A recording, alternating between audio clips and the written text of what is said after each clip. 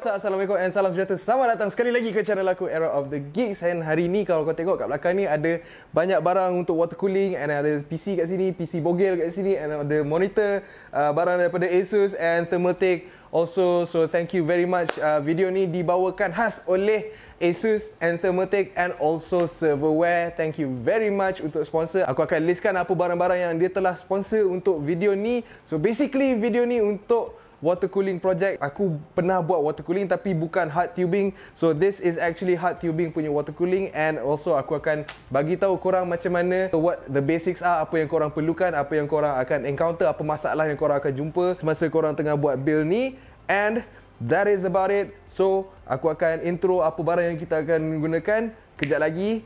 So let's go. Alright, so mula-mula sekali kalau kita nak build PC, of course kita nak build water cooling system ni, first sekali kita kena think about the PC parts yang kita akan gunakan. So ni adalah sponsored motherboard daripada ASUS ROG Maximus 10 Formula. Dia punya motherboard ni untuk Coffee Lake system latest generation punya. Dia ada integrated water cooling punya shrouds dekat dalam tu. And of course bila kita dah fikir pasal motherboard, of course the system, the processor is going to be the Intel i7 8700K right over here, and also kita akan overclock, and we'll let you know how it performs, how the results are in a little bit. And also kita ada RAM dekat sini, which is kita guna bunyi dia comel. Kita guna Clev Cras 2 RGB, and kita ada 16GB over here, and also dua kotak kat sini, so we're gonna have 32GB of RAM RGB goodness in this system, so it's gonna be so good. And also daripada serverware kita ada Intel Optane 32GB right here, which is going to help system with its hard disk task and everything much better. And behind all this, we've got the power supply right over here, which is the Corsair AX1200i, which is a monster right here. So this is going to last us a very long while in the long run. And the monster that is going to power all the graphics is going to be the Nvidia GeForce GTX 1080 Ti, which is already dah pasang dah dia punya water block, which is korang should be able to watch the assembly untuk water block ni kejap lagi. And also this is very slim lepas bila korang dah jadi satu single slot right here. So there's a lot of pros in water cooling and also some cons. So I'm gonna let you know the pros and cons kejap lagi. So korang tadi wonder apa case yang bogel aku nak pakai tu. Kat belakang ni kita dah buka dah already the TherMalTake Tower 900. Korang tengok, it's a huge system right here tu. 480 punya radiator sebab sebelah kiri tu korang tengok, so korang boleh get macam an idea of the size. Sebab case ni sendiri by itself tak ada apa-apa, is already 27.5 kilograms by itself. So kejap lagi nanti also in the end korang akan tengok, kita orang akan try angkat sistem ni bila dah penuh and everything. So this system is capable of dual loop water cooling system. Kau tengok there's a lot of space, and also it's going to look very good once kita dah letakkan lampu, dia letak RGB lights and everything. And the left and right and the front is all tempered glass, so korang boleh nampak everything kat dalam ni.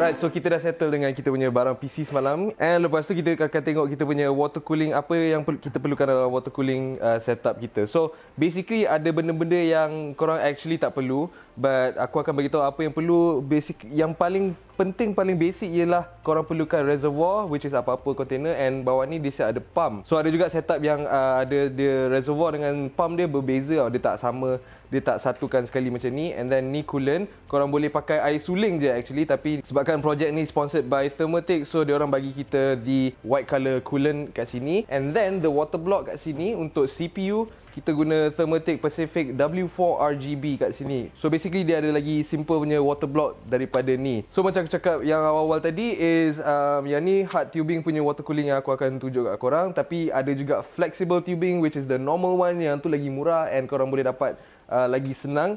And this one hard tubing is aku akan tunjuk korang sekejap lagi, okay. So kat sini apa yang korang nampak is PETG tubing, bukan ETG but PETG tubing. And also dalam kotak ni ialah fitting. So jenis tubing ada flexible, ada PETG and also ada acrylic. Kalau nak nampak lagi clear ada acrylic, tapi kalau nak lagi senang bending, tube bending semua, it's better to use PETG. And also dalam ni fitting. And bila korang tengok fitting ni, so dengan tubing ni, korang bila dah pasang sistem korang, and korang kena buat ukuran untuk dia punya bending berapa banyak korang nak kena potong, and also nak bend berapa banyak, and tengok pakai fitting apa semua. Right, so kalau tengok up close kat sini, ini ialah fitting. So fittings ada datang dalam macam-macam jenis, ada 45 degree, ada 90 degree angle punya fitting. And yang ni is just a normal fitting sebab kita nak buat it's like a very simple and basic. But actually kalau macam korang nak guna sebab buat bending, it is a little bit tricky sebab korang nak bend. But kalau pakai 90 degree fitting, korang tak payah bend, so just ukur and then potong and then guna 90 degree fitting, so settle. Tapi dia nampak lagi cantik kalau korang buat bending yang cantik. So task dia is very difficult dekat part bending tu. Tapi dekat sini tak apa, kita cuba buat hari ni, kita tengok macam mana, and hopefully korang dapat belajar sikit sebanyak daripada video ni, alright. Alright, so korang bayangkan the tubing dah potong, dah cantik, dah bend apa semua, so kita ada fitting dekat sini. So fittings there are a few types actually. Yang ni is jenis compression fitting, yang dimana korang buka, masukkan dekat dalam ni, and then masukkan dia punya tubing dekat sini, masukkan ketat-ketat, masukkan sampai habis. Dia memang ketat sikit, which is a good thing sebab korang tak nak air tu leak daripada keluar pula kan. Lepas tu korang just pusing. And voila, dah siap satu fitting. But it's very simple. So satu lagi ialah jenis dia tak ada yang screw tu, dia just korang masukkan and then you have to make sure it's very tight lah, masuk je tu je. But I would kind of like recommend this type sebab it's like a little bit more secure and there's a little bit more o-ring kat situ. Well, of course, kat mana lagi kita nak lalukan air tu? Of course, dekat sini, dekat radiator dia. Sekejap, aku buka radiator dia. This is the ThermaLTake. Oh, macam buka dari tepi je. Oh yeah, it is. Buka dari tepi. Sorry, my bad. Tapi dah buka, dah abak juga ah. Oh yeah, over here. Alright, okay. Well, kat sini, this is a 480mm radiator, which is super besar and also tebal gila. Tengok dari tepi ni, it's thick. Dia ada radiator, ada a few types juga, ada macam-macam jenis, but this is quite the basic yang korang boleh jumpa lah. Ada yang macam full copper, which is heavier daripada ni, but this is the aluminium type of radiator, so dia ringan. And yang copper tu should be able in theory to provide better heat dissipation. Tapi dengan ThermaLTake aluminium radiator ni, it should not be far off juga sebab it's already 480mm.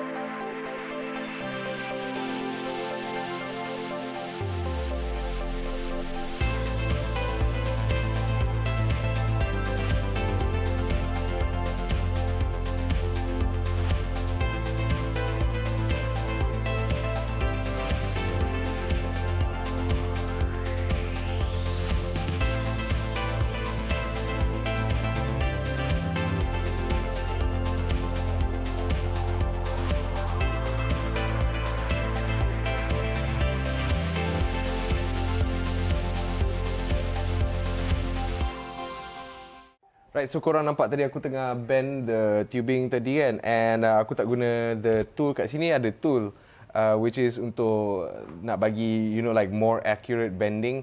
Tapi basically aku guna tadi freehand, and actually macam like let's say kau nak guna, I would advise kalau korang tak ada duit nak beli budget, like budget untuk beli that bending kit, I would advise get a box or some sort of apa-apa yang 90 degree, yang betul-betul dah like 90 degree, and bila kau bend tu, bila dah masuk tube and then dah panaskan and then dah bend, dia bagi like about 90 degree. Sebab ni tadi aku try like eyeballing it and looks pretty good. See?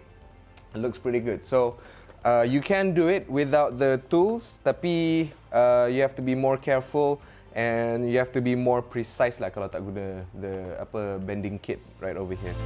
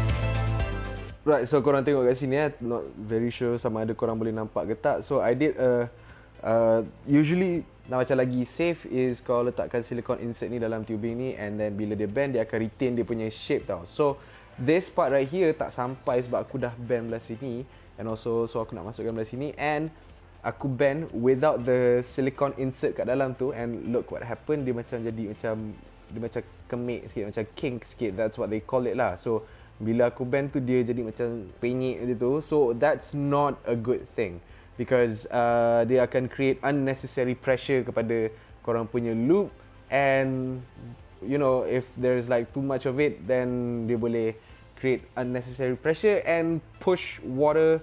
Dia tak flow as smooth, and dia jadi macam it could leak out in the future, after a while maybe. So the solution is I'm gonna have to use some extenders and 90 degree angle fitting.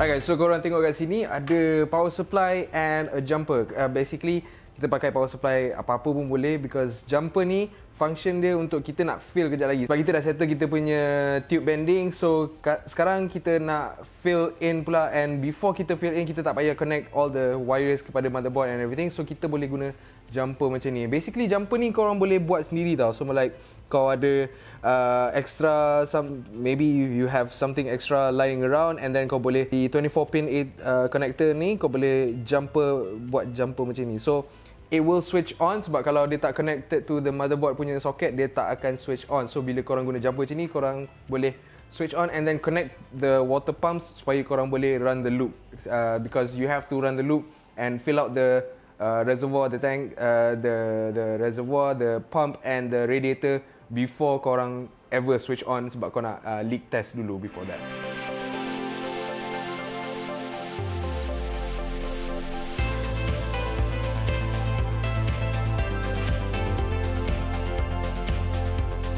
Right, so kita nak fill in the reservoirs kat sini, and bawah reservoir ni ada pump. It is very important to note that jangan switch on the pump kalau tak ada air langsung flowing through the pump, because pump ni boleh rosak kalau tak ada air. If there's no water. The water is dia macam, it kind of acts like a lubricant as well for the pump, so that dia tak rosak. So it's best to fill up the reservoir dulu, dua-dua, and then switch on the pump supaya dia dapat flowkan air itu. But right before the water finishes dekat sini, korang stop the pump and then fill it back up and then run back the loop.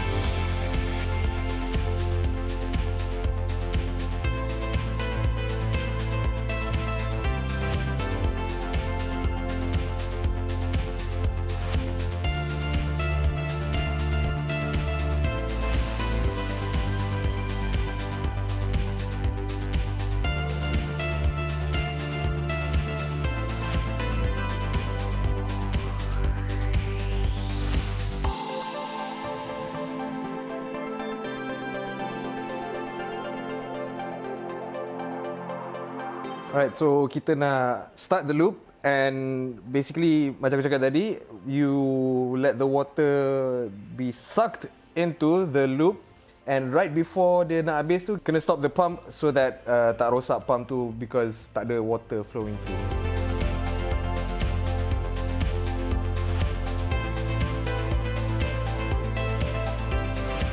And now we do it again. We fill it up again.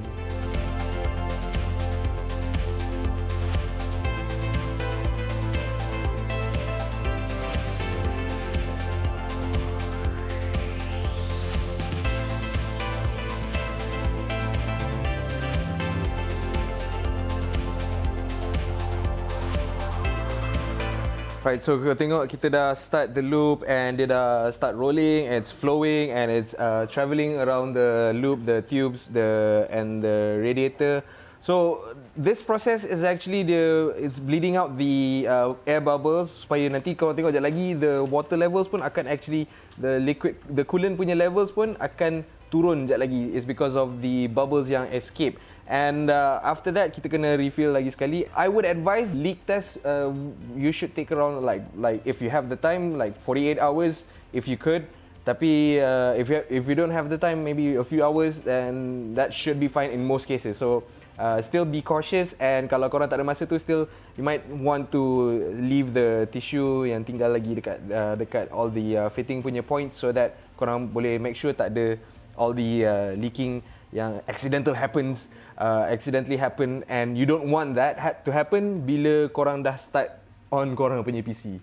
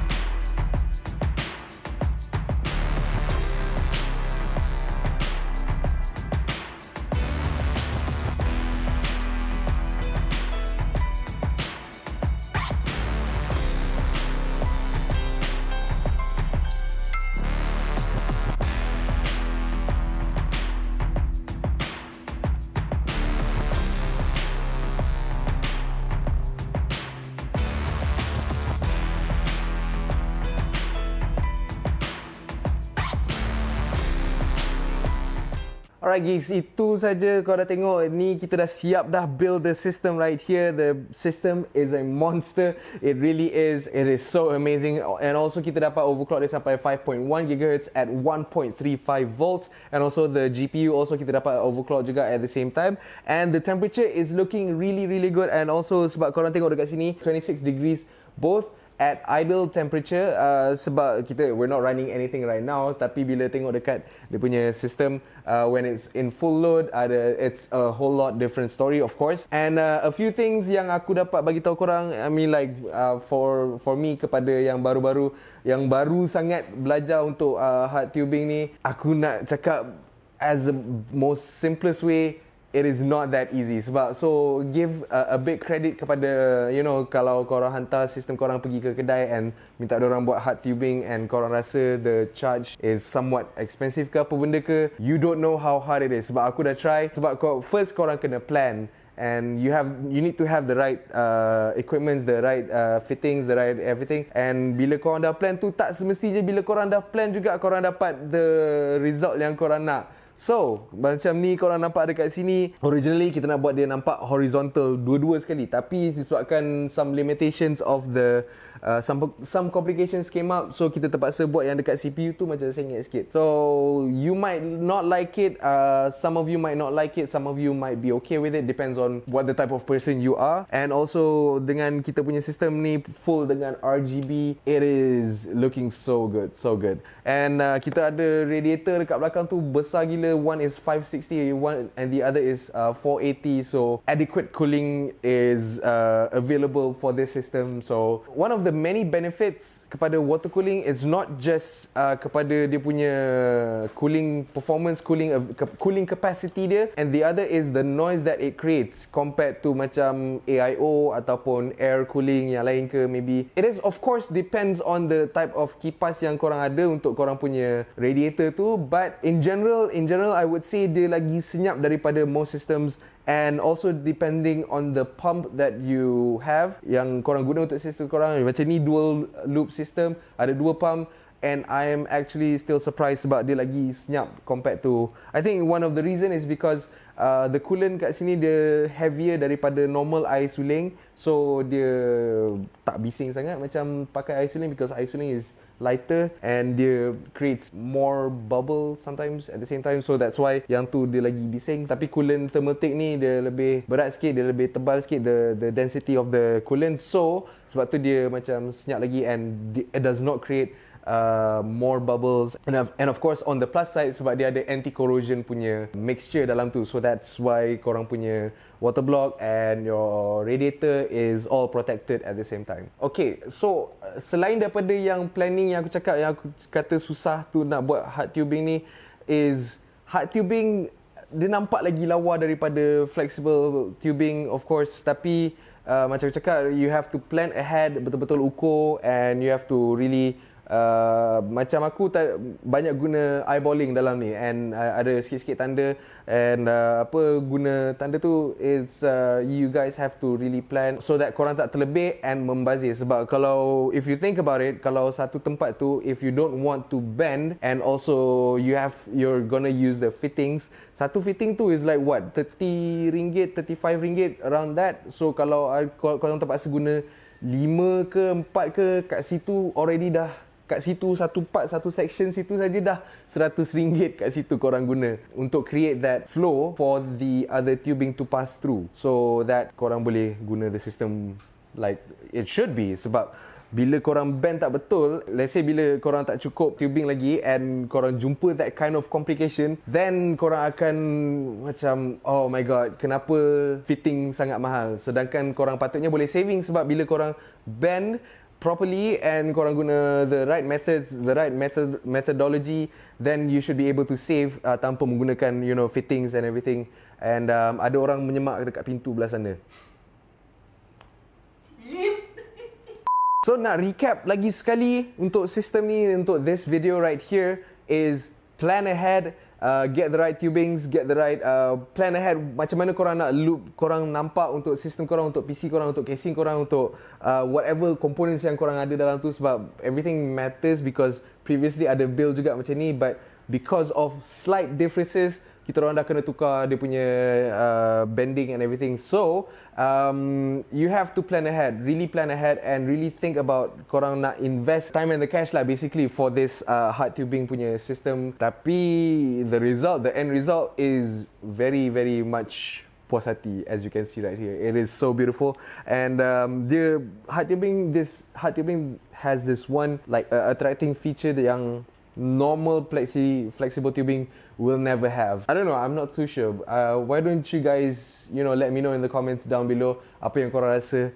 Maybe the hard tubing yang buat korang rasa tertarik untuk tengok hard tubing lebih daripada normal flexible tubing. Alright, so sekali lagi terima kasih sebab datang and tengok video ni. Aku harap korang tolong share dekat member korang kalau siapa-siapa yang ada yang macam curious about nak tahu pasal water cooling. And lagi sekali thank you so much kepada sponsor video ni, iaitu ASUS, ROG and also THERMALTAKE and also SERVERWARE sebab sponsor the components, the motherboard, the THERMALTAKE untuk the water cooling components, and also SERVERWARE sponsor the Intel Optane memory right here. Oh, and also untuk Intel Optane memory, me and my friends are actually very impressed because of the Intel Optane performance. They said korang guna hard disk and then korang guna Optane and korang dapat most of the benefits of SSD, and korang rasa macam korang guna SSD on a system, but actually korang guna hard disk with the Intel Optane dekat tengah-tengah in between all of it. Write down there in the comments below, so mana tahu kita orang boleh buat